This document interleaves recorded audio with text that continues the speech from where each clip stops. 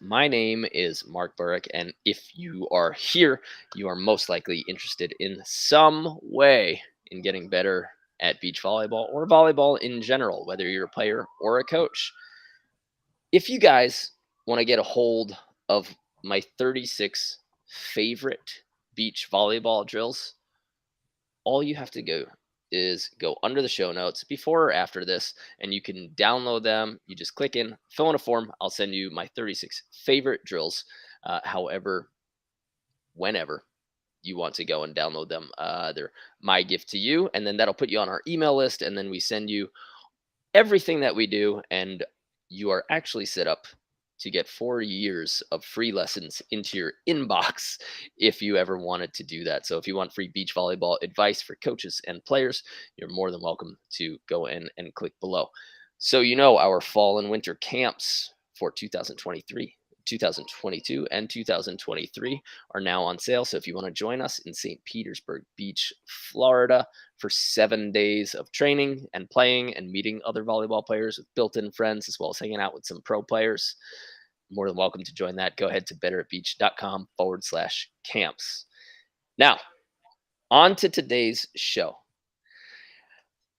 Our guest today, I've secretly been following her for, I want to say, 4 years now.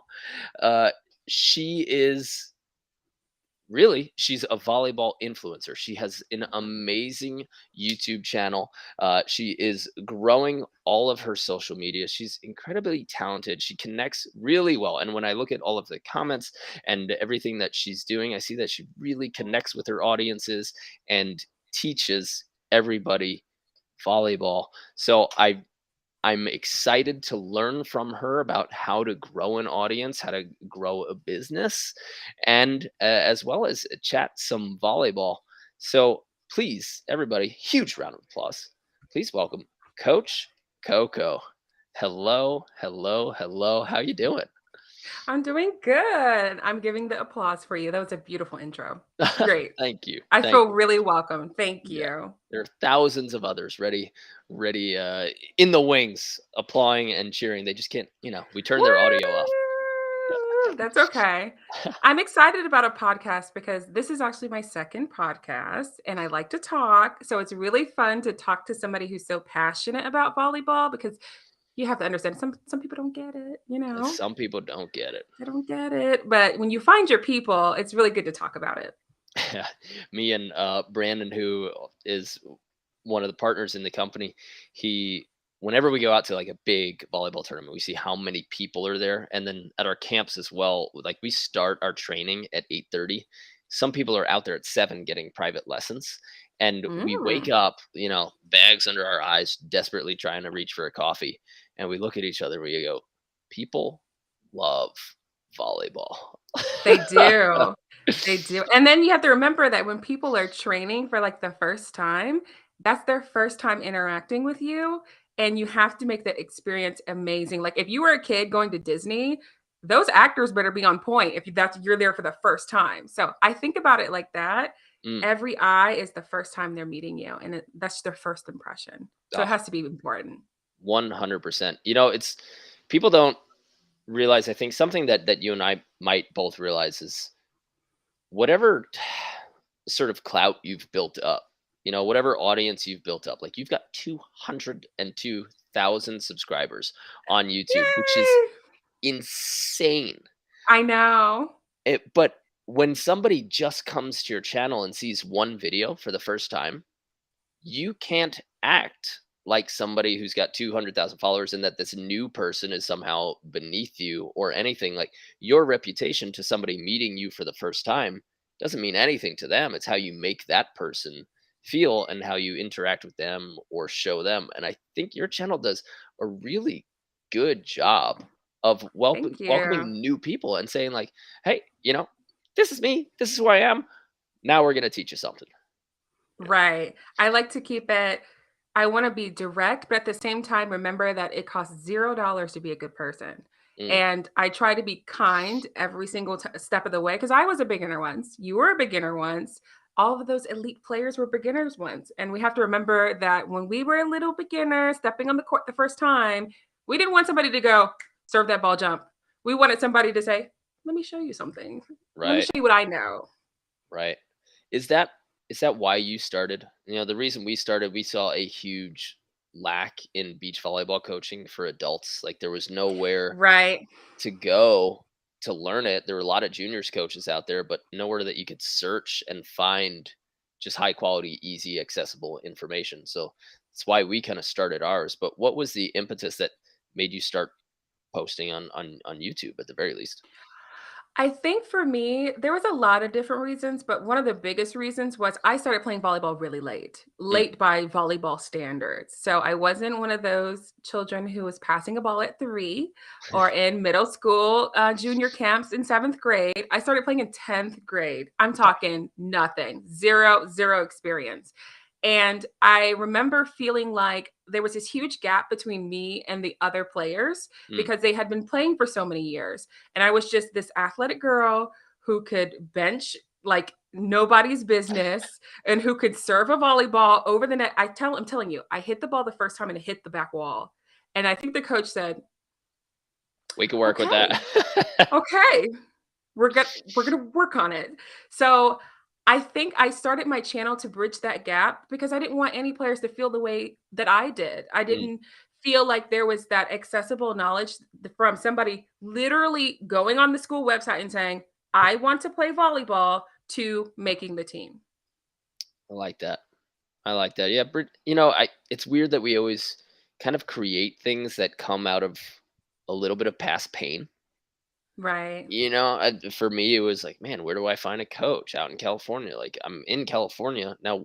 Shouldn't there be coaches waving flags that they're coaches? And there definitely were not people saying, "Here, come here. I will help you learn how to play volleyball at an elite level." So there needs to be a couple people raising their hands and saying, "I'm here to help you," Right. and standing Right. out. Uh, And it's difficult to find places to look. I mean, there are a lot of talented coaches out there. They really are, but you have to know where to find them. right. Yeah. Now, you played in high school, right? And then I you went on and you did. played club in college. I did. Great experience. Nice. And where'd you play club in college? I went to UNC Charlotte, so I played club for 4 years, and then I went and transitioned from club to open level adult volleyball, Hmm. and I'm still in that scene now, and it's been a lot of fun. I think I learned some really crazy stuff in open level adult volleyball that I didn't know in club, Mm, and it's just a little bit more flexible in a way, and I really enjoy it. It's a lot more social, if that makes sense. mm. Did was there anything that you learned playing club or in high school that you had to unlearn later on? Like when you're playing open, was there something that you were taught by a few coaches, and then as you progressed through your talent and your skill, you're like, actually, that's not what we should be doing. Okay, I'm gonna give you an analogy because I do these a lot on my channel, okay? It's like when you're learning high school Spanish, you're learning from the textbook, and then you go out and you try to speak Spanish, and they're like, no, this is not how we do this here." So this is the same feeling that I had then. I was volleyball in high school, in college, in club. It is very procedural in a Mm, way. There's a certain way things will work. There's a certain way you're gonna learn your serve. There's a certain way you're gonna learn your attack. And then when you go to like open level or maybe beach or grass, you start to become more one with yourself. mm. And you're still using that foundation, but now you're adding on the dynamics of your own body in a way. So I think I hit differently now than I did then I mean, I hope so. Like to a better result. right? So, You hope that everybody. They used to tell me in college, they would say like, "Hey, you're just at the beginning right now. You don't understand that in the next 6, 10 years, you're going to become a much better player than you are in college." And being a 29-year-old cocky kid, you're going, "No, I'm at my athletic peak. Like this is as high no. as it gets." And then now I look at myself in college, and I would absolutely wipe the floor with me. You know, it would be an embarrassment. Let me ask you, if you could play one on one with your college self, Mm. how would that match go? Oh, I'd crush him. It See, would then that's growth. I would crush There's him. growth. Yep, absolutely. So, you said that there were some different techniques that you've learned now. that Mhm. you didn't necessarily or were too sticky for you, I guess, in high school and college? What were they? I was a middle blocker. She is now retired. Okay. I consider myself an outside hitter now, but I was a middle blocker. So my main priority, as we all know, was blocking the ball. Mm, But my passion was to attack the ball. I dreamed of hitting 10-foot line. I was like, give me the opportunity, give me the quick. The quick never came. So I just kept blocking. And then when I started to transition out of club into adult, I started hitting the ball on a men's net oof, and the skies opened up for me. I was like, "Oh, this is what I've been meaning to do the whole time." And that's why I teach on my channel. It's important to try different skills to mm, find one that you connect with so you can build that longevity. I don't want anybody to be playing the libero if they're not passionate about being the libero, or the setter and they're not passionate about being the setter. Your experience is up to you to a certain degree, and you have to take some advocacy with that. right. Yeah, and I mean, first of all, you have to be able to play different positions, right? You do. This is indoor and this is beach. Like you can't get stuck as a blocker and say I'm only a blocker, or you can't sit there and put on a pouty face when you have to play another position because your team needs you there. But Right. if you do want to play that other position, you got to work for it. You have to develop the You do. skills. Like if you wanted to become an outside hitter while you were being trained as a middle, well, guess what? Everybody else is getting 2 more hours of passing reps than you are. So now you want to be an outside hitter, you owe another 2 hours per day in the gym. And that's up to you to do that. Mhm. And for teams and players that are just trying to hit the next level, I've always thought that showing up to practice is the bare minimum. Correct. You hear the parents and everybody like, "Hey, like my daughter showed up. She went to every practice, every workout. Congratulations! Your kid just did the absolute minimum requirement to be on the team, not to start on the team, not Right. not to get all that playing time." Right. And that's why I mean, I've always taught about like I'm not sure if you're familiar with the term grit. Um, but grit is so necessary. You have to be able to really dig deep and stick your heels in the ground and determine what you want and like manifest it. You have to go after it. If you know that you want to be a libero and you want to be a libero so bad, and right now you're a right side, you have to really go for it. And that means taking the time to learn the skills, talking to the setter. Can you set me a back row attack? I'm trying to practice it. Mm, Things like that that can push you forward. And I think that a lot of players don't really know that you can kind of like push the coach by saying, "Hey, so I've been practicing in my own time and I want to show you what I've learned." And that shows that you're coachable and initiative. I mean, I would be like, "Whoa, respect." I like that. I like the non-silence of that. There's a better way to put that, but not just saying they never let me hit. They never let me hit. How many times have you asked to hit? Like, do you do it every day in a cool sort of friend nudge nudge way?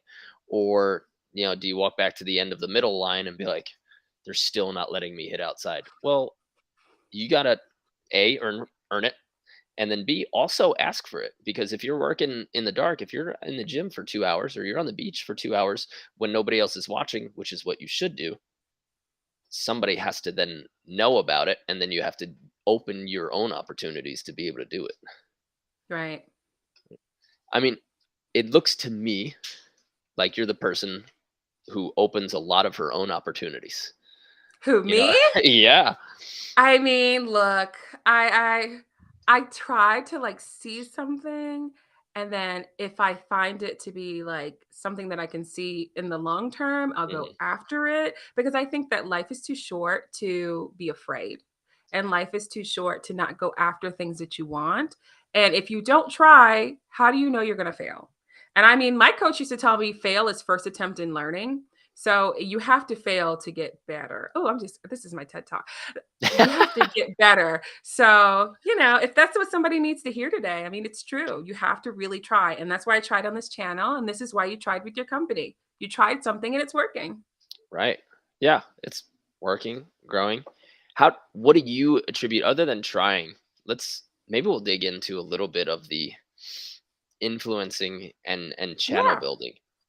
Do you remember your first channel? When you started your YouTube channel, did you say, "I'm going to make a YouTube channel," or was it just a post that you needed to put up for somebody?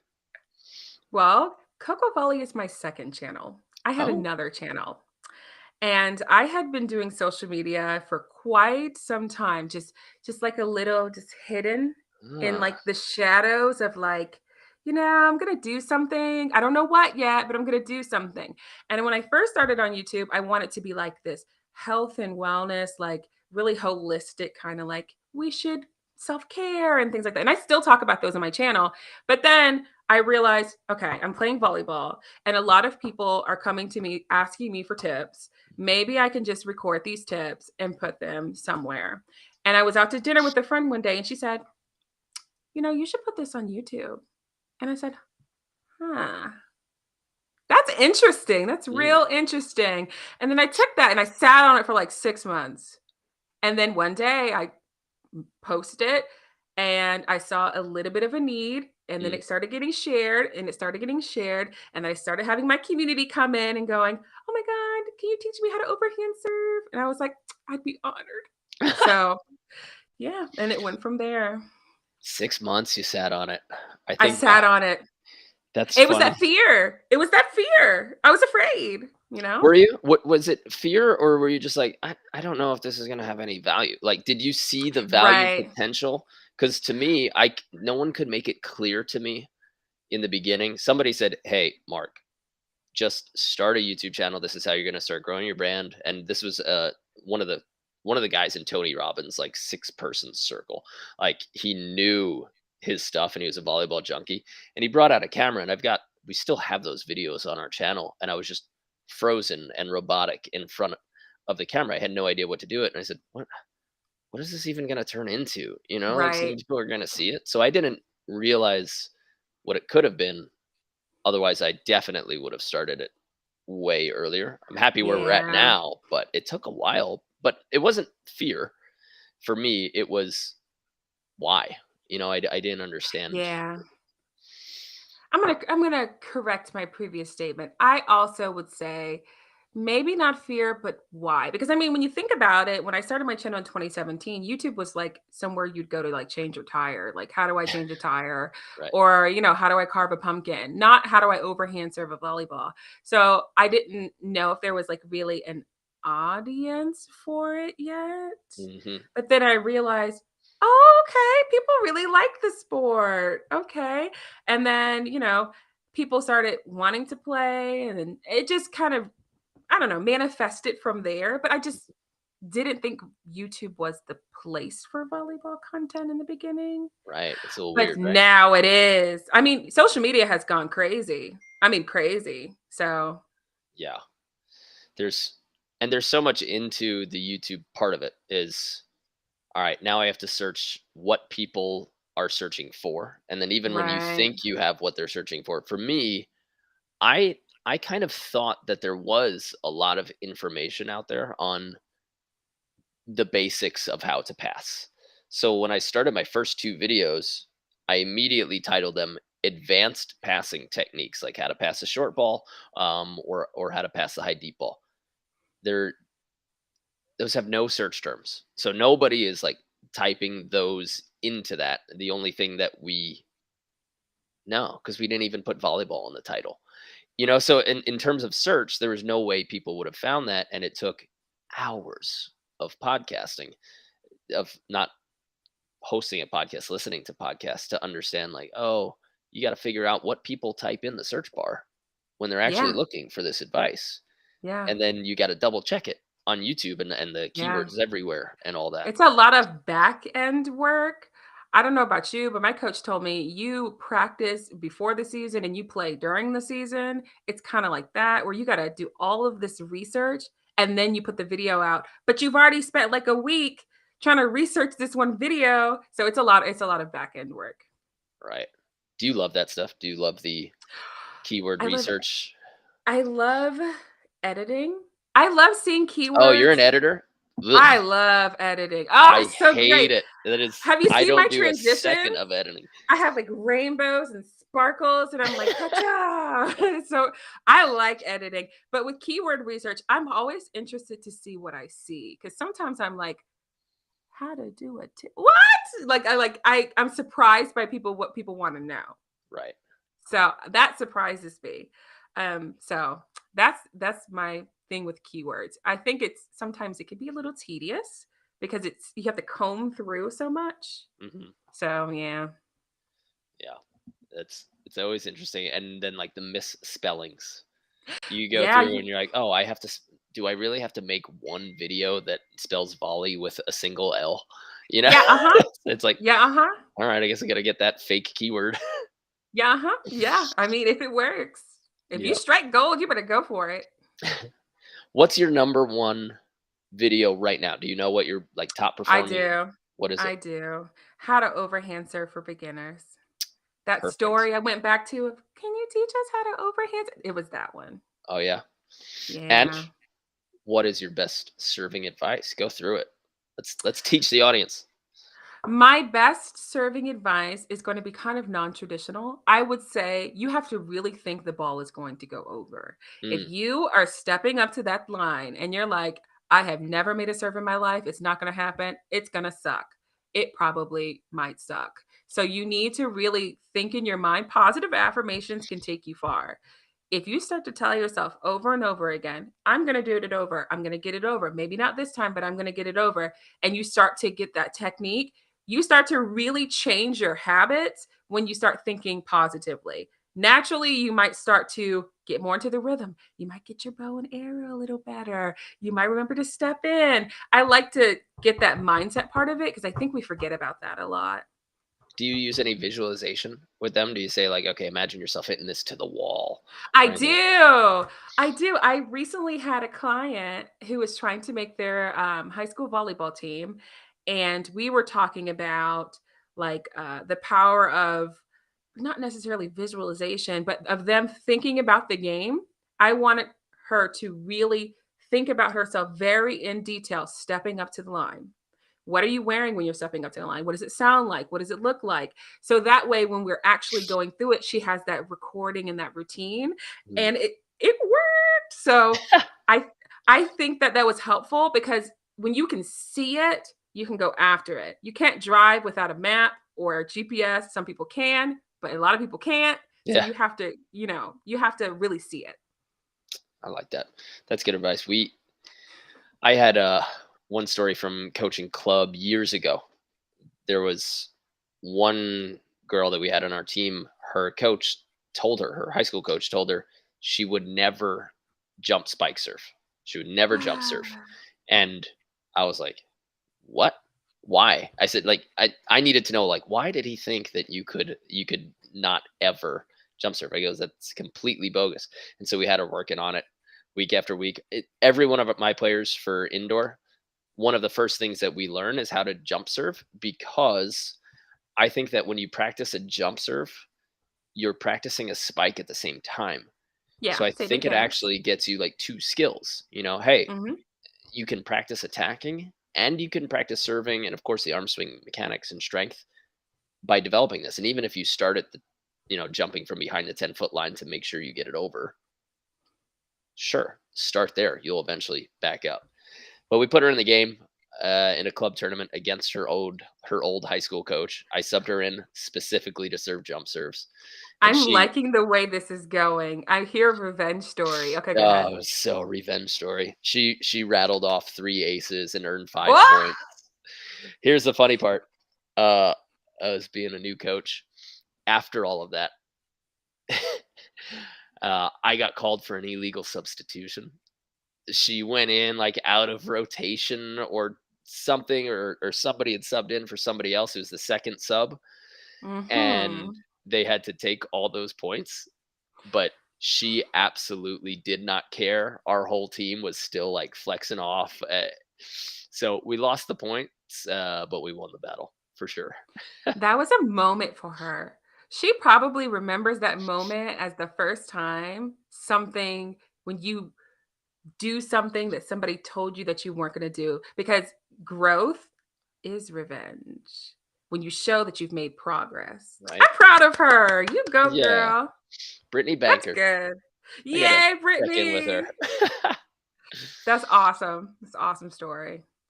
So tell me about your audience a little bit. Who's Mhm. finding you? Who are you helping? And why would people find you? And I know that they can hire you. They can take some online coaching as well. So tell me a little bit about your business and your audience. Okay. So I want you to think about you at 13. Mm, Maybe you haven't played volleyball before. Are you thinking about it? Okay. You haven't played before. You're literally walking in to the school and you see a sign that says volleyball tryouts, no experience. That's my audience. The got it. person who has just now experiencing it. For the first time, they're on YouTube. They're like, maybe I'll try a sport this year for school. Hmm, Okay, volleyball. What the heck? Boom. Coach Koko. Hi, what's up, you guys? My name is Coach Koko. There we go. So that's that's awesome. me. Very nice. Okay. And then, what do you do? So obviously you're giving away tons of great free advice on YouTube, on Instagram and TikTok, right? You also have a pretty big TikTok channel. Yeah. Yeah. So is that are you going through sponsorships? Are you relying on the income from YouTube? Or do you get a lot of those coaching clients, would you say? I think it's a combination of both. I do in-person coaching because I like to coach in person. So that Yeah. way we can kind of like, translate some real skills. And then I do clients that are online. We do confidence coaching. We do online overhand serve coaching, things like that. And I have courses, which like breaks it down even further than YouTube.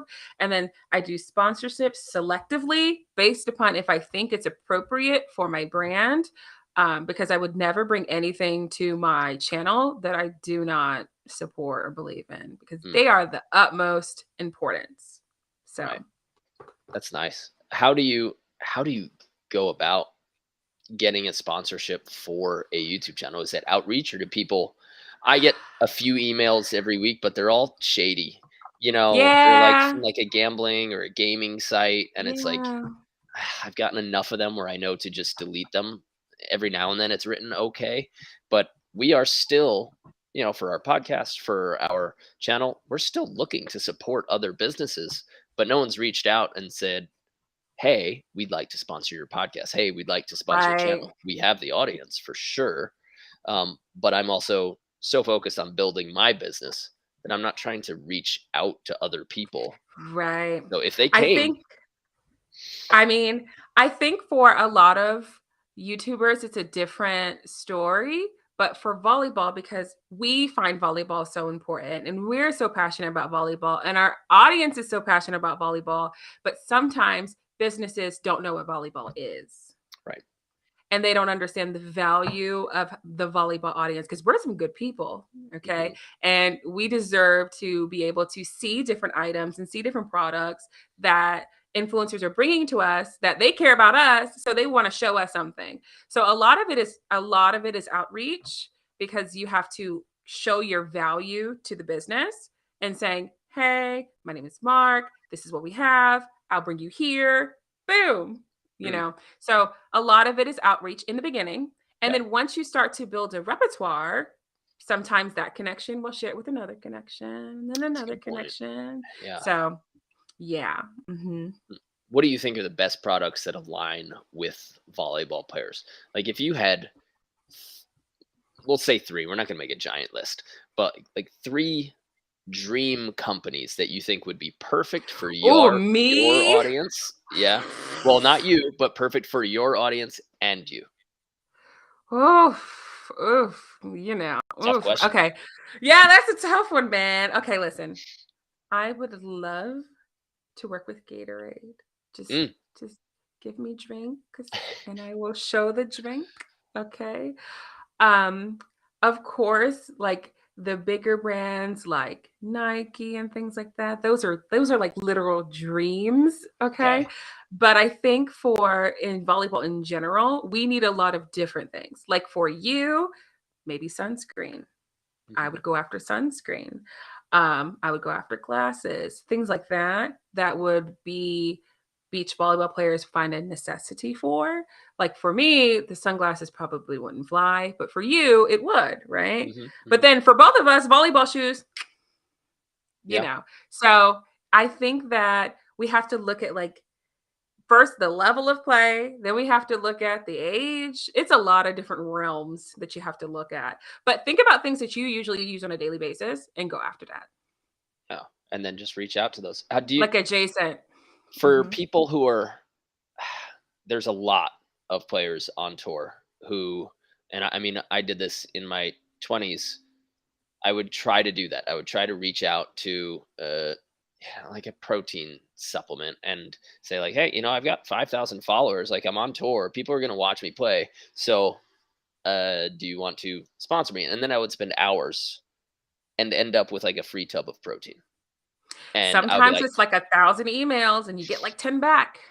"Yeah, So, that became a it's waste of that my same time." grit.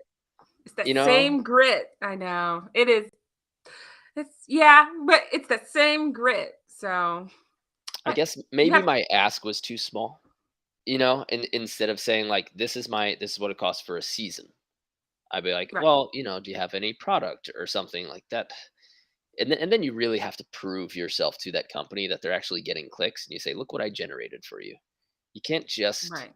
associate yourself with somebody and then expect it from there. And then you got to care for the relationship, right? Right. It, like, "Hey, thanks for all that stuff," and then they never hear from you again. What's going to happen there? Yeah, I mean, I would like think about it as like, hey, I'm Mark. I have 47,000 subscribers. This is what I can do for you. This is my audience, and this is what they want. Your product, meet you, let's do it. Very like, this is what I'm going to give you. This is what you're going to get out of it. Because when they think about it from the business standpoint, they're not thinking about, oh, he plays beach. That's awesome. My daughter plays beach. Let's go with him. They're thinking about it like, well, how many people are going to It's very business oriented. Like I got into business with this and I never thought I was going to do business. Mm. This is so, people don't realize how professional YouTube can be and Oh how yeah. like when we put a video out, that's our passion, but then to keep putting videos out, we have to be very analytical about how we do it. So there's a lot that goes into bringing you this new product. We sponsored this. We signed this 3 months ago for you to see this now. So, Right. you know, yeah. Nice. Okay, so do you have any current sponsorships, people that are helping you out? Any companies that you're working with, like in the immediate time? Well, I am a long-term partner of All Volleyball. Love Oh, them. AVB, they're great. Such great I guys. love them. So, yes, and, I recently finished a sponsorship with Under Armour on TikTok. Hey, Oh snap, guys. that's nice. So, yeah. So, right now, I'm still kind like buckling down in coaching, but I'm open for sponsorship. If you see me, hey. So, That's awesome. Okay, what questions do you get from your audience the most? I know you said, overhand serving, it's definitely a big one, and that's one of the intimidating ones. I think, adults as well as kids, and I think a lot of parents are worried about their kid like starting to overhand serve. And I tell everybody, just start overhand serving. Like, do it in practice all day long.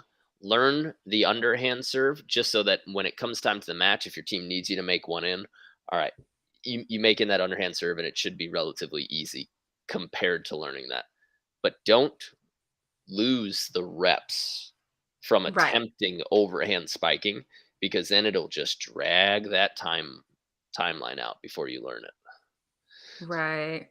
So I what other think than overhand serve do you get like most questions?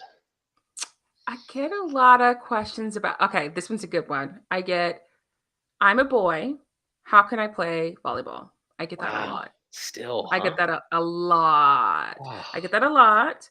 And I have some great advice for that. okay. I also get, I don't feel like I'm good as other people. What do I do? Um, and I get a lot of passing questions, Mm, but I would say generally, most are the serving, the social emotional things. You can come to my channel. We can just have a whole like sit together and we can go, we can hug and whatnot. So it's a lot of not only skill based things, but mental, social, emotional questions. More more people than I thought that really want to hear about the mental and partner side of it. And it's wild because it is so difficult. It's so difficult. Yeah. Learning how to It, communicate with somebody, how to talk to them, how to help them or help their technique without offending them, right. or making them feel bad about what they need to fix. That's Right. tough. And then, It like is. you said earlier, talking with coaches, saying like, "Hey, can I hit outside for a few reps right now? I know I'm a middle, but can I pass some balls?" And I think the reason why my channel has done so well is because I break things down very easily, but also because I seem very approachable because I am very approachable. But I went through great lengths to make sure my channel is a safe space. Mm, Like you have like psychological safety over there. You can ask anything, and then you'll see, as you've seen, you can see other people commenting like, "You got it. It's gonna be great." And I love that. I love that so much because it's such an encouraging environment. Because sometimes you can't ask those questions in practice. right. And for the fear of being wrong, for the fear of being judged, for the fear of somebody thinking, well, that was a dumb question. That's why I want my channel to be a place where the coach taught you a new skill. My coach told me this today, and I don't know what it means. Can you tell me what this term means? And then I explain it, and they're like, oh, okay. And they go and apply it. So it's a safe volleyball haven for the new players to come and like collect together and I chat. like that. Do you find yourself talking back or commenting more and conversing more with people on any specific channel? Like, is it TikTok, Instagram, YouTube, uh, or your members? I talk a lot to a lot of people on Instagram, a Okay. lot, and a lot of people through email, like Instagram DM and through email. We're voice messaging each other back. We're like, hey, yeah. So it's a lot of Instagram. And then I try to comment back on YouTube because we get a lot of questions that are very similar that I like to message back. And, I try to be as accessible as possible. And if I notice something that's being asked by a lot of people, it's obviously something that people want to see. Right. So, but then also people want that personalization. They want me to reply to them. So, Yeah. a video is one thing, but she replied to what I said. She took the time out of her day to really read it. I think that's a great feeling. How do you measure your time with that? We're at the point where we have, I mean, we're not even close to your following on YouTube, and our Instagram is growing, so we're getting 500 new followers a day just on Instagram. And it's like Oh! it's crazy the growth. But now it's like so many people are asking questions and commenting and wanting responses that I I would literally need another 24 hours in each day to Yeah. to answer those questions. So we've hired a few coaches. So now we've are really starting to develop a team and kind of invested in more coaching, more of the courses so that people have better, faster answers. But Mhm. it's between my text messages, emails, Zendesk, YouTube comments. There's no way. Facebook comments, Instagram. They're all good questions. And like you said, we want to summarize a lot of them and then say, okay, enough people are asking this. Let's make a really good post on this or a good video on this. But Mhm. how do you handle that influx of messages and comments? Well, the first step is to not panic. I'm a one-person team. I've been a one-person team this whole time. So, it's Bonkers to me. it's easy for me to feel bad because I'm not getting back to everybody and I'm like, Mm, "Oh my gosh, they took their time out of their day to write an entire paragraph. I have to respond." But then I also have to be grateful to myself. Like you can't feel bad. You have to do what you can do. So, what I do is I set a specific time each week, a specific time block. This is when I'm going to do Instagram. okay. This is when I'm going to do YouTube. This is when so that way I feel like it's scheduled. So I don't start to feel that overwhelm creeping up because I know that time's coming back. How big are those blocks of time? with all of your followers? Maybe like 2 hours. So I Oh, try to go wow. like Instagram, like 2 hours of just drinking a smoothie. So, YouTube, I try to do about 2 hours. I'm a big kind of person who likes to chunk my time because I have Yeah, so little time. Um, but even sometimes fitting it in where I'm at the DMV waiting for my license to get renewed, right. just small times that you can fit things in, but that doesn't mean oversaturate your day. Just when you can. Because you have to also remember that they understand. Right. They understand. Well, some of them So do. Yeah. hopefully they understand. You get the Hopefully. influx of negativity and you're just like, "Eh," just brush it Yeah. off, and you're just like some people just need to be negative for whatever Right. reason. It's like, did you really Right. take the time out of your day to be angry on the internet? Yeah, But you remember, all press is good press. They took the sometimes. time to send it to you. So that means they're watching you, which means they clicked on it, which means there's a view, right? Right? They're supporting the algorithm. Like, They're supporting you.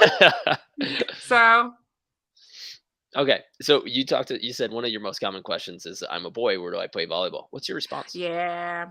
So, I get that question quite a bit. And I'm so happy that in the United States, where we both live, male volleyball is becoming much more popular. Mhm. Here in North Carolina, we have some different clubs that are now having men's volleyball accessible to a lot of male players. High school volleyball is a different story. We're Yeah. seeing it becoming more developed. I know that where you are in California, you probably see it much more popular. But here on the East Coast of the United of the States, it's still developing. And I like how the more we ask about it, the more people think about it, the more it happens. Mhm. We have to be proactive. And I know I've said it before in the podcast, we have to be proactive about what we want. We want more men's volleyball teams. We have to be proactive and take the initiative. I've actually had some players who say, okay, I'm really inspired. I'm going to ask my school about it. That's that first question. It's great. That first question gets popped up to the athletic director, then they might go to the superintendent, and it might happen. Yeah. My college at UNC Charlotte, they had a men's volleyball team. I don't know if it's in existence anymore. This was like circa 2014, but they had a men's volleyball team. A lot of colleges are starting to happen, and it's just becoming more popular because it's becoming more visible. YouTube has made it more visible for us. Mhm. Yeah, one of my best friends in high school, he really wanted to play lacrosse in the spring season. Our school didn't have it. He went to the athletic director. He went to the dean, and he's like, "Hey, I want to start a team. I want to start a team. I want to start a team." And he pushed it. And he's like, "Well, do you have enough guys? Do you have this?" He was, 16 years old, doing all of this paperwork, filling out things and plans, and what was needed and where the other teams were. And it's he got a win, but he also got a loss. He made it happen, but Hmm. the lacrosse team existed for the first time its first season after he graduated. Oh, God. But the So fruits of his labor paid off, though, just not for yeah, him. they did, just not for him. But like, look at what he laid the groundwork for other athletes that would otherwise not have that sport in our school. And so I was Right. so proud of him to just like, wait, you can just start a sport team? Like, that was bonkers to think about. And he just went after it and he did it. I think a lot of people don't know this, but a lot of universities, you can start a club with like, I don't know, 8 members and then a faculty member to sponsor your club. That's just me giving y'all some tea. You Yeah. can go to your university, go to the club area, get one faculty member, a certain amount of people to join, and then boom, club. Draw up Yeah. some bylaws, collect dues, boom, men's volleyball. That's it. Think Yeah. about it. We did that at University of Delaware. That's Did how I you? started getting into it. One of my guys he pushed really hard. He's from Pennsylvania, and Niedamari. He actually became very influential in the coaching scene and the selection of All Americans for high school and college. And he pushed and pushed and pushed to get and keep this club. And there's a lot of work as a club president, but he created a legacy there. And then when I got in there with a little bit of extra mentality, we had 2 practice times per week. We really pushed them and we were able to get us up to 4 practice times per week. So then we had, 8 total practice hours. and it was great. We were strong. We, went to nationals, and that's nationals is where I really fell in love with volleyball. Oh, Oh, so that was your why? that was one of them. There's a bunch of different sports that I was playing, but when we Oh, went, so you're multi-sport athlete.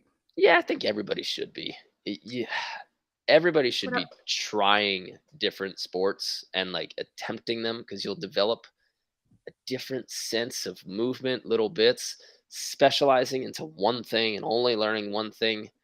I just don't think it's that great in life in general. Right, You want to be a well-rounded person and a well-rounded athlete. Yeah, why not? Because if you are born in one sport, your parents tell you to play one sport, and then you only do that, you don't even know what the other ones feel like. And right, right. volleyball was probably my fifth or sixth sport being on a competitive team. Really? Yeah, yeah, I'm trying to think of which one of it was mine. I played multiple sports in high school. I did track and field, but nice. I threw the discus into the shot put. I Okay. still have my school record. You think they're gonna Oh, retire my jersey? I hope they do. That would be awesome. yeah, they'll probably make a ceremony about it. Oh my god, I want a ceremony. I want them to, like, cater food and and I step up to the stage. Hall of No, it's Fame. been That'll too be long. another YouTube video for you. It's been too long. They forgot about me. It's fine.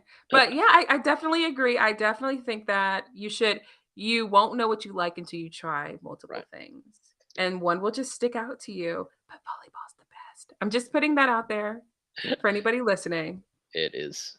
People love volleyball, It's and great. it is It's so great. fantastic. Yeah, I just recently started, and this has been like a long time coming, but I just recently started doing some jujitsu and getting into that. And Oh, I came from football, and so okay. what I've always known that I missed from volleyball is the physical contact, like the impact. Yes. Something about it just is fun for me, and the raw strength of it. So now getting into jujitsu, feeling that one on one your physical strength versus my physical strength, I love it. There's so much more technique that I haven't even tapped into yet. Like I'm a total beginner at it, but it's so much fun, and I'm just enjoying like another sport. I'm 37, and now I'm trying another sport, so I'm stoked on Right. I do have a question. So when you were trying jujitsu, and it. Mm, because you've been through the process of learning volleyball and you know how it was for you to learn how to play volleyball and all those stages that came with it, the the anger stage, the I'm doing great stage, the anger stage again, the I'm doing great stage. When you went to jujitsu, because you already went through that process with volleyball, is it easier for you mentally to understand what stages you're going through, or is it just completely different? I think for me it's a little bit different because now I've been coaching for so long. So when I was, Right. playing volleyball, I had done a bunch of coaching, but as a kid, as a teenage coach who you're working with juniors or like really old ladies. Um, so now it's interesting. I'm critiquing the coaches as they coach, inside my Mhm. mind, but I'm also Mhm. really trying to learn it because Right. jujitsu is this endless puzzle with changing pieces at all times. There's one piece of the puzzle that you're about to put it in there, and then something changes, and you're like, no, it goes here. Uh, Oh. so there's so much to constantly think about that it's really mentally intensive, and it's right for me learning right now. It's way less physical and way more just mentally intensive. So I'm enjoying it in that way. Yeah. I mean, you have to keep growing and learning new things because it keeps your brain ripe. I mean, during the lockdown, I tried tennis, and let me tell you, I don't know if it was a great experience for me. I'm still trying. I'm dedicated. Yeah. I'm dedicated. I will learn how to serve a tennis ball. I'm telling you. It's just, but then the only issue with tennis for me, I'm sorry, tennis fans, like this directional control. Hmm. You have to have some real good depth perception. Hmm. And for me, I try to swing the racket as if I were attacking a volleyball. So it goes straight down and not Ah. at an angle. And it's a lot of cardio, man. It's a lot of running. Yep. Those forearms, that Oh, underhand stroke is different for people. So tennis was my first sport. So when oh I my gosh. Are you a tennis person? I'm so sorry. I can't do it. I'm trying. not at all. I love it. I still love it. I just chose other sports over it. Um baseball season, took precedence, and then never got back to it after high school because I tried real hard, but they wouldn't let me play both sports at the same time. Oh, And it's now I'm doing a little bit of beach tennis, which is like the I'm perfect sorry. I'm sorry. combination. I'm sorry. What is that? Beach I learn a tennis. new sport every day. What is beach tennis? Is that the one where they have the bong bong bong bong kind of thing back and forth? Basically, I think you're just describing racket sports, but Okay. Okay. I've never heard beach tennis. it's Okay. a smaller tennis court with a little bit of a higher net. The rackets are kind of fiberglass slash wood, so you don't have the power that comes from the strings. So it's a smaller court, higher net, and it's on sand. And obviously, you can't let the ball bounce. It's Okay, that so is the much bong fun. bong one. I'm sorry, I Yeah, sound crazy. That's the uh, bong bong. Okay, yeah, that sounds like it'd be a lot more fun. yeah. It is a lot. And then if you're playing beach volleyball before you go into that, it's a quick pickup. It's really, you're already above all the rest of the beginners. And if you had played tennis before you played that, you have a real advantage. So it's something that I can kind of jump into and feel competent right So it's away. a crossover It of the is. best of both worlds for Yeah, you. it's a good merge. Have you ever played spike ball? Yeah, of course. My life's on the beach. We got all that stuff. Oh, they look so cool. Every time I go, I'm like, the spike ball people. But I'm not going over there. But it's so interesting to play. It's just so cool that there we can talk about all the different sports and how they've influenced our volleyball journey. Yeah. And as you know, sports are just awesome. Yeah. So Hey, if somebody were to let's say there was a club director out there mhm, or somebody who has mhm. a facility and they were starting either they had the choice to start Facebook, Instagram, or YouTube. What do you think would be the best path for them to growing their following, creating a community so that maybe they could grow a club or a team? And what would be their first steps? Like, could you lay out the first 3 days of what they might try? I would first do research on the area I live in Okay. and determining if volleyball is necessary a need in that area. How And would you if it find that out? is, so I would first do a simple Google search of volleyball near me Hmm. and seeing what comes up. And then I would click on the search results, probably the first page, to see kind of where audience they're targeting, kind of events that they're doing. You shouldn't reinvent the wheel if the wheel's already there. And just looking to see kind of where the direction the community is going to. If you live in a smaller community, it's going to be harder. So check a major city near you. So if you live like in the middle of nowhere, which some people do live in small cities, look at a bigger city near you. Hmm. Um, and then after you kind of see exactly who is looking for you, then you start giving them what they're looking for. Are these adult players? Are they middle school players? Are they high school players? Are they looking for summer camp? Is school out? Hmm. You have to look at the time of year. There's a lot of different things. The How time do of you know year. what they are looking for? So I use a search bar for everything. Okay. So if you go into the search bar and then you type in, let's use a hypothetical, volleyball near me, and then the first letter of something, it will start to populate results in the search bar. Hmm. And that's what people are looking for. Google populates Oh, results for okay. you. Hmm. So you kind of get the most popular searches just by starting to type certain words. Correct. Huh. So it lets you see different things you're looking for. So if I were the club director, you have to meet the demand and you have to provide value to who's looking for you. And you have to be in the right places that people are looking for. Try to make connections with athletic directors at schools. Okay.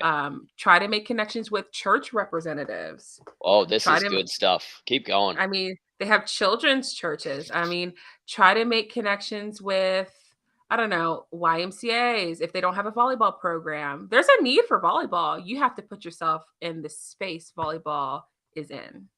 Those are good key figures.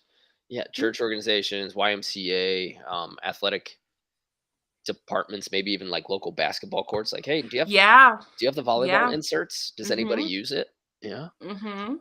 And then Mhm. because some people might say, no, we don't have volleyball. And since they're not a volleyball person, they might just be saying no and never hearing from that again. But maybe they're saying no 20 times a week. No, we don't have volleyball. No, we don't have volleyball. And then if you call them, they go, no, but we get 100 people asking every year. So then you Yeah. can kind of jump onto it and say, do you have their numbers? Or could I I set mean, you it need up to in your have your gym? card, like, on deck. You don't have volleyball? But you could. Mm, You don't have volleyball? But you could. I So, like that. Okay. So if they're searching, go and Google, see if there's more people who are interested um, with those searches, but then finding them becomes the harder part. it does. I, It I does. I give similar advice, but I always steer people towards Facebook groups. I go search on Facebook for volleyball insert city, volleyball Mhm. insert like state and town, and then join those and see those. But getting training groups together is usually a big thing that my audience, like mostly adults from my side, is hey, I Mhm. love beach volleyball, but there's like 5 players in my town. How do I find people that actually want to practice? And Right. everybody wants to play, no one wants to improve. And for those people, I always say, you get in the Facebook group, you Mhm. very specifically say, I am doing passing reps, not playing volleyball. You say, I am doing passing reps from this time to this time at this location. Does anybody want to pass for an hour and a half with me? I'm working on serve receive. Like it has to be very specific for the training because you can cast a wide net and maybe grow from zero.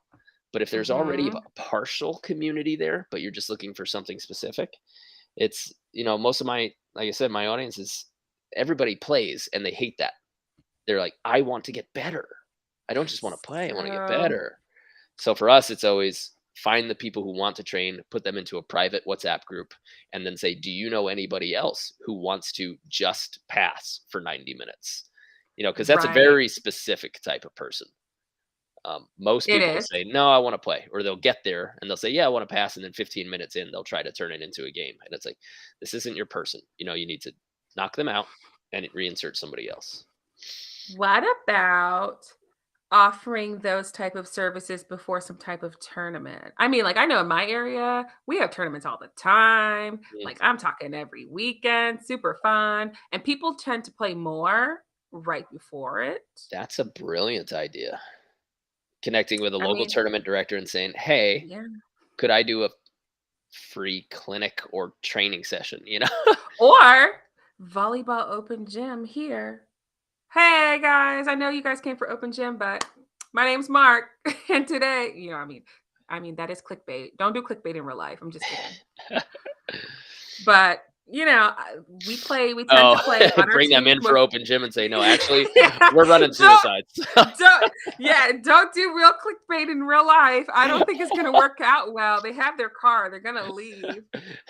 Gotcha. We're doing drills for the next 3 hours. Right. Yeah, don't do that. I was just kidding. But I mean, it gets them in the door. So Yeah. yeah, I mean, we tend to play a lot more before our tournament. If I know it's coming, I'm like, okay, guys, we got to get it together. Mm. So where are we going to go? Oh, we could go to that gym that Mark rented. Oh, well, Yeah, well, he's kind of a crazy we're man. going to run. We're going to run, but it's okay. Yeah, I'm not trying to do jumping drills for the next 2 hours. Like, I want to walk on Monday. If it gets me better, Yeah. shoot, I'll do it. Yeah, right. No, but I do like that idea of reaching out to very specific personnel who would be in charge. That would be a heck of a list to just come up with and give out to the audience and say Networking. like, hey, church leaders, YMCAA, gym leaders, anybody who manages any sort of gymnasium. Like CYO in New York, we had CYO, Catholic Youth Organization. It was like the church Hmm. league, but there are people who control that gym and the timing of it. And we used to be able to get gym time from our church. Get on the schedule. Get on the schedule. Yeah, that's good advice. I like that. Okay, how do you grow an Instagram channel? Well, I think my Instagram grew kind of organically, like off of my YouTube. Hmm. Like my YouTube is like the real baby, and the Gotcha. Instagram is like, supplementary to that real baby.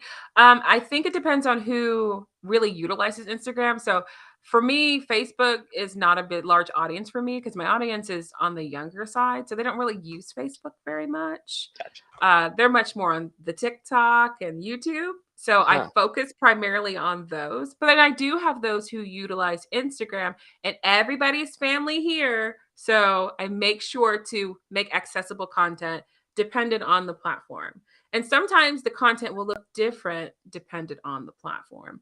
Right. Instagram is more um I don't want to say Quick cut and hitters. dry, but it's very straight to the point and very, this is what you need to know, and this is how I'm going to give it to you. TikTok is also, this is what you need to know. I'm going to be funny here, and Yeah. this is how I'm going to give it to you. And Insert then a shuffle YouTube is dance. right. And then YouTube is just like, hey guys, it's me editing transition wipe. I'm Hmm. here, Yeah, so there's no time for like transitions in Instagram. Like that's when no, they're swiping away. It's such crazy. It's no, crazy how the uh attention span is so different from platform to platform. half a Like second. I'm people on talking like, Facebook want to talk. They actually want conversations and they want to get into the conversation and fill the comment sections. Instagram just wants your quickest advice possible. And mhm. and then YouTube is like, I'm gonna dig in, I'm gonna sit here for an hour and learn about volleyball. So now I'm looking at YouTube. But I mean, YouTube has a certain level of like presence compared to other social media because you can see people on TikTok not translate to YouTube at all, Oh right. Yeah. or Instagram and not translate to YouTube at all. It works much better from YouTube and then to others than others onto YouTube. It just, I don't know why that is, but maybe because this is a shorter platform which requires less stage presence or less personality Hmm. versus YouTube, you got to carry a conversation with yourself. Like if you weren't here, I'd be talking to myself. So, you I've got know, quite a few podcasts in the beginning that I did where it's just me teaching. Yeah. right. And I mean, when you start a channel in the beginning, as you know, you're kind of like, hey guys, welcome to my channel, Mhm. and you watch it back and you're like, what the heck? This is awful. Yeah. And then as you get better, you're like, okay, this is good. I can see myself. You see your own self come out. There's also So I think when you make the longer form content, like the longer videos that you can post on YouTube, if you if you teach for 8 minutes, 15 minutes on a video like that, you can turn that into 8 to 15 bits of content for Instagram, right. TikTok, the shorter ones. And then as soon as you do that, it's like, "Oh, you know what? That was a 1-minute video. Can we take like the main idea out of that video and just make it into a Twitter post?" Yeah, absolutely. I mean, I would 100% agree that if you feel like you have gotten really great keystone content Mm, as using it somewhere else, because somebody on YouTube, somebody on Instagram might not have seen that. right. But you know how Instagram works and you know how TikTok works. You just have to make sure that the camera quality doesn't decrease as you go. It needs Yeah. to be like the camera quality. I mean, in recent years, back in the day, you could start like a YouTube channel and a webcam, and that's cool, Right. And nowadays, it needs to be like, I'm talking like Xbox 360, like 3D animation level camera quality. Like I need to be right here, camera quality. So you have to make sure that you have the quality consistent, the sound consistent, and those are things that will help your channel grow in the long run Mhm. because we want content that's going to be continued to be watched over time. Right. It can't be filmed on potato. Like some of my videos early on were like filmed on like a potato. So I had to private them because I was looking back like, oh, On a potato? What does that mean? ooh, it's a joke. It means like it was filmed just horribly. Oh. Horribly. Just horribly. Like it's not even a camera. Somebody had like a potato. That's Yeah, it was awful. It was awful. So, but you want content that people are going to look at for years Mm, and years and years. I mean, people watching my videos from 5 years ago. right, and that's the one thing that so I don't do any editing. I am bad at it, I'm slow at it, and I don't enjoy it in any way. I have a No. fantastic editor. I have 3 fantastic editors. One of them, Tanya Stumphauser, has essentially with her editing, single-handedly built our YouTube channel. You know, it was our teaching, but all of her editing. So she's been fantastic. But she got so concerned when we started moving over to Instagram. She's like, "We already posted that." And I said, "That was 6 months ago. And only 20% of your audience even sees any post that you put out. So really within a 6-month period, you should post the same thing 5 times if you actually want to serve your audience. And if it's good information, how many times has your best coach told you the same thing? A Like lot. you need to hear it again, right? So Mhm. we're now in this big kind of reposting um time with our not YouTube because that becomes hard, but definitely with our Instagram and with our TikTok, we're going and saying like, no, just keep recycling it. Mhm, It'll hit somebody at the right time when they most need it. You know, when they mhm. just messed up on match point or when they're going into a tournament and like, oh yes, I gotta remember that today. Right, You know, so right. it's not harming anybody to put that Yeah. out. Some people will unfollow you, and okay, they don't need you right now, but when they do, they'll come back and you haven't hurt their feelings. Right, right. I mean, that's something I had to learn, in the beginning as well. When people unfollow you, don't take it personally. In my mind, I take it as, "Okay, well, maybe they don't play volleyball anymore." Right. Or, hey, you Maybe, got a you know. store, they came into your store and then looked around, liked a bunch of stuff, but weren't ready to buy anything, so they left. That's not them Right, being a jerk. That's them like they had a good time seeing some nice stuff in your store.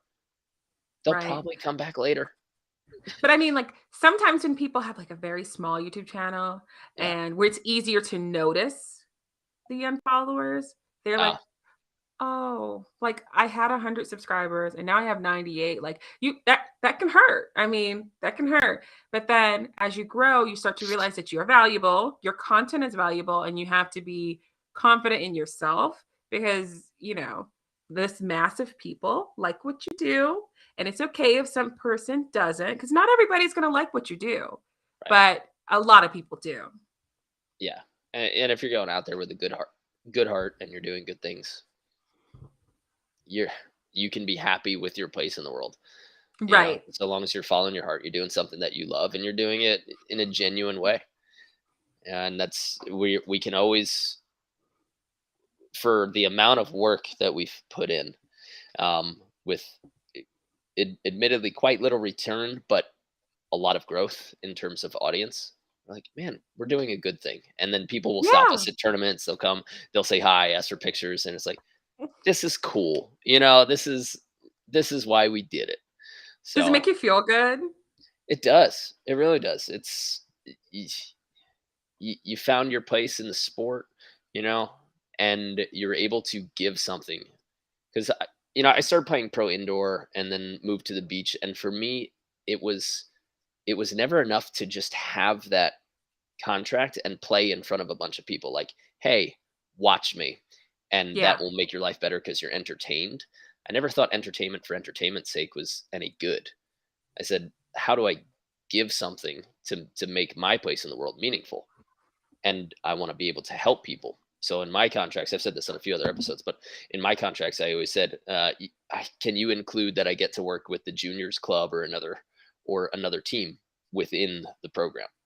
And that always made me feel better to be able to help somebody. It got me out of my own head, right? Even when I was playing bad, I said, "Now I get to help somebody." So I can't feel bad and be all pissy. I have to go and actually help this person not make the same mistakes that I did. And now the world's becoming a better place because of me. It's not just people It watching. is. I mean, it really is. And then when you get to the place where you taught somebody everything they needed to know, that's going to come back and like really hit you hard. Like I've had players who started on my channel and now they're playing in college. And it's like, oh my God, like I taught you how to serve and now you're serving for like it's really emotional for me because Yep. it's like, wow, like the person that like I really helped you like fly from the nest. Like, Yeah. it makes me feel really, really good. And just side note, like I'm a teacher in real life. So Great. sometimes I have students who will go on my YouTube channel and they're like, well, hey. And I'm like, I'm inspiring you to play volleyball here, and then I see you during the daytime, you know? So Yep. it's it's just the smile that you get from somebody who when they really get something from Mhm. you is just irreplaceable. Like, I love playing Yes. volleyball more than anything in this world, and I love hitting the volleyball more than anything in this world, but to watch somebody else do it because I've helped them learn how to do it is just fantastic because their joy literally is my joy. It is to be able to see them get it and you know that light bulb goes off for the first time and you're like, "You got it. You got it." It makes me feel so good. Oh, we got the same heart. I swear, coach, we got the same heart. It's that face when somebody does something for the first time and it surprises them. And Yeah. they're like, "Oh, it worked." I Yeah, told you. I told you. I love the "it worked" statement. Yeah. I It's so told much you it was fun. gonna happen, you know, and then we jump up, "Ah!" You Yeah. like you win a game show and you're hugging each other? That's Yeah. what we do. Yeah, you do the high So knees real quick. uh-huh. Yeah, we have so much fun. I mean, it's a great thing. Playing volleyball is an amazing thing, and I feel like if you get to a level that you are just spectacular at volleyball, there is another you out there who needs you right now. Mm, Oh, that's a absolutely. word. That's a whole That's vibe. nice. That's a sound bite right Yeah. there. Yep. Yeah, there's another you who needs you right now, and I think, it is just so helpful when you can tell somebody else, "I've gone through the fire here, so let me help walk you through." So, I think that it's really great, and I really wish that more volleyball players would take mentees, under their wing. Maybe they're playing middle school for the first time or high school for the first time. It would be so fantastic to have somebody to I'm having a really hard time at this game and I don't know how I feel about this. Somebody you can talk to about that safe space, Yes. creating a safe space for them because volleyball is a wonderful, beautiful thing, but that relationship you can build with others around volleyball is just chef's kiss. 100%. That makes me think that so many people are missing something because I was in a fraternity for 2 years and we had bigs and littles. So when I Mhm. came into the fraternity, I had a big brother, somebody who was supposed to guide me like on my way to being a man and to making sure that I could actually weather the storm of college.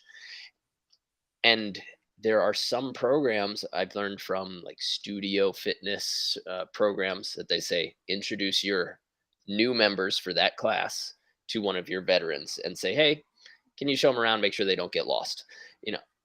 But for teams, why aren't more high school club teams pairing their new members or a younger team and saying, that's your big, anytime you need something, you get to go to her. The amount of personal growth that, first of all, the mentor, even if they're two Yeah. years 2 years older, the mentor gets to have because like, oh, I'm kind of now responsible for somebody else, and they get to now have to have a respect for their own image because of how their little is going to look at them. And then Yeah. giving somebody, I was lucky enough to have older brothers, but giving somebody young somebody older that they can talk to about things or saying, no, your questions, your problems, your concerns, here, direct them here. That's what this person is for. I think a Yeah, I lot of mean, high school teams can and college teams can really benefit from that. I think that would be a wonderful thing because it's one thing to do and it's another thing to teach. And sometimes we learn better to teach something than we may do something. And I know that college players are so busy with life, with school, with practice, all of that. But to take a younger high school student and show them maybe a high school student who didn't think college was in their plans and Hmm. now they're going to go. And they may be a first generation college student, but you were the difference that made them want to go to college. Or you that were the difference who helped them feel better if they maybe were going through depression and the sport really healed them. Volleyball can do a lot of different things, but if we have this mentor mentee relationship and that it's just like a next level, it's adding a layer onto how great it is. I think that that can open up a lot of doors. And this is something that people should pursue. We Really look touched on into. something here. We touched on something. Look, I mean, it's so true. Okay, so we're gonna kind of wrap this up, but I do want one good meaty piece of advice for somebody who is trying to build a following for their club, for their team, for their organization. Do you think that with your experience, so mainly TikTok, Instagram, YouTube, Mhm, like those are your biggest experience. Of course, you have a website as well, where mhm. people can book you for online training and take one of your courses. That's awesome. And I have it here, but you can say it out loud. Sorry, it's in the background here. No, it's What's the name okay. of your website? It is www.kokovolley.com. That's www.kokovolley.com. So you can go there, learn indoor volleyball, get some coaching, get some mentality training, and confidence training. I love that you're doing that. It's so necessary. But for anybody who wants to develop their organization and get some eyes on it, and they say, like, what's important to them right now is just that enough people know that there is a juniors club that they're starting, or that there is, an open gym that they're starting. What would be some good meaty piece of advice, either on YouTube or Instagram? And what do you think that they should start or continue posting or doing? I think in the real world, they need Mm, to make connections with people around them that have connections to the players they're looking for. Like I said before, looking at those athletic directors, looking at those church directors, because they have the people that you're looking for. They have the students who would play in club. But for social media sake, you have to think about, what does the player want? You could want to teach something. You might want to teach how to, I don't know, how to set, but is the player looking how to set? You need to look at what they want to know and give that to them. mm, A lot of the times we have a plan in our mind of how we think our coaching is going to go, or how we think things are supposed to go, and it yep. doesn't go like that. So talking to your players and saying, or the players you have existing, what would you want me to work with you on? And taking that feedback and giving that lesson, and then stacking on a new piece of information. Okay, we need to review overhand serving, and then we're going to start talking about the float serve. Okay, we're going to talk about the float serve. Okay, let's talk about the footwork to jump serve. Okay, it's a building blocks of Mm, tools. And players are so easy to overwhelm. So keep that in mind when you think about progressing skills too quickly, because when you're trying something new, you can't just go and bake a cake with no instructions. You need to start at the beginning. So yeah, just remember that players can get overwhelmed quickly, and to be kind and be understanding of where they're coming from, and having that open level of communication. Opening that channel of communication can do wonders. Wonders. I wish that, I mean, I had a communicative coach, but I wish that more coaches would go to their players and say, "How do you feel today? What's going mm, on? How was school today? You look upset. Talk to me. right. This is a safe space." So asking your players what they need to know, what they want to know, and using that to create content around your club. I like that. That was a So long more, form more. version. It sounds like, to sum it up a little bit. It sounds like more finding out what your players want to know, and what the people in your community, organization, future organization would want Mhm. to know, and posting more about that, or more how you teach it, in, Yes. instead of just views of you doing it. And I think when I started my business, it was just kind of pictures of people playing, and our Instagram stayed stagnant forever. As soon as we started giving useful advice on our social media stuff, that's when followings came. People started sharing. Like, no one's going to really share a picture of a bunch of people playing, No. right? So that won't actually help you grow. But if it's a great piece of advice, all of a sudden that growth will then be shared. People will save it. The algorithm helps you and everything like that. So I love that piece of advice. I Just mean, you start have to remember giving. that social media is either entertainment or value. Mm, Which one are you gonna be? right. I like that. And some I mean, I like to be entertaining, but edutainment. I know. right. That's something I we're like missing being so bad. Like, we're so entertaining. not entertaining. We're just like You I teachers. mean, you're entertaining right now. This All is a right. whole vibe. I appreciate that. I appreciate That's what that. you gotta get. You gotta get the person that you have to be somebody that they just want to like. I like that guy. He's funny, you know? Give it a way that, just super casual. Super casual. You got it. I'll be more casual from now on. I mean, you seem casual now, so All right. I'll continue being me then. yeah, always. That's what people want. People want you. They don't want Mark's representative. They want Mm, I feel that. Hey, Coach Coco, thank you so much. It's so cool to get to meet somebody that I looked up to, somebody who built something that I was just like, man, how did she do this? It would be so cool to be able to pick her brain and figure out what she did, how she grew such a massive audience, and then how much you're helping players. It's not just entertainment. It's yeah, very yeah. entertaining, but you're also teaching. So you're giving yourself to the world, which I think is something beautiful and not to Thank be taken lightly. you. So thank you for your channel and for all your education and for helping all of the players out there. And thank you for providing inspiration for somebody like me, seeing the way that you grow your channels and me saying like, okay, it's possible, like greater things are possible. So you did that in two ways. You've inspired a creator, whatever I can call myself Yeah, now, you're and, creator. and all of the players who follow you. So you're touching on more than one audience, and I just want to say from everybody and definitely from myself, thank you for doing everything you do. Thank you. I appreciate that. It has been a long journey and a long road. I never thought that I would hit 200,000 subscribers. I swear I didn't. I really didn't. And then, I hit 100,000 and then I got the plaque and then I had a party for it and now we're Woo! here. So I don't know what's from here, but all I know is I'm going to keep teaching y'all how to serve and we're going to keep going. I love that. I love that. Do you have any parting advice for anyone in my or your audience before we sign off here? I do. One thing that you should always remember is the growth mindset. Nobody is born with a specific set of skills. We all have to learn. And remember that comparison is the thief of joy.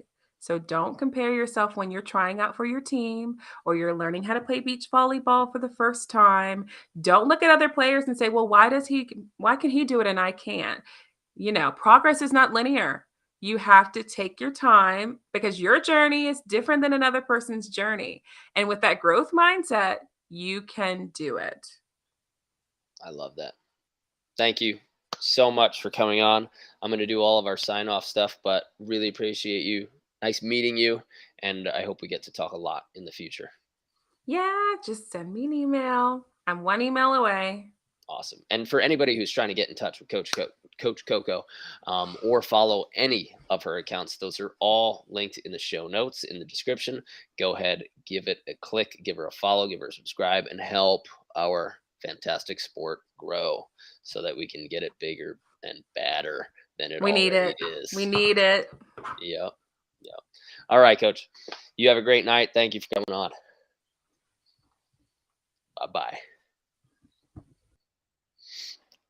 Guys, thank you so much for listening. That was a cool episode, and I know I kind of fanboyed out there for a little bit, so excuse that. But it was cool to see somebody so far ahead of me in their teaching game, and in it's quasi digital marketing slash social media. But there's so much to learn there, and it's crazy intimidating. And she has done all of her channels with a ton of positivity and a ton of I'm just going to teach this basic to get you from zero or just starting up to that intermediate level. And then I'm sure she can take you beyond that. She's got a number of levels on her website, which you can check out by clicking underneath the link. So go ahead and make sure that you give her a follow and a subscribe and check out her website. It's really cool stuff. From us here at Better at Beach, like I said, our camps are ready to rock. So this fall and winter, and then going into the spring of 2023, we should have some openings.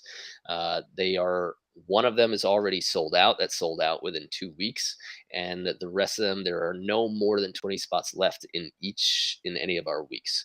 So go ahead to betterbeach.com/camps. Come hang out with us in Florida. If you want to book us for a clinic, if you want to bring us to your hometown, me, Brandon, any of our fantastic and growing coaching staff, go to betteratbeach.com/clinics. There is a form there that you can fill out. Just know all we need is a court that you can control, whether it's permitted or not, or it could be in your backyard. Just know that we need a fixed court. We need a minimum of 12 players committed for the day. And for a 1 day clinic, which is 3 2.5 hour sessions, we are currently, as of this time of filming, currently charging 250 a person.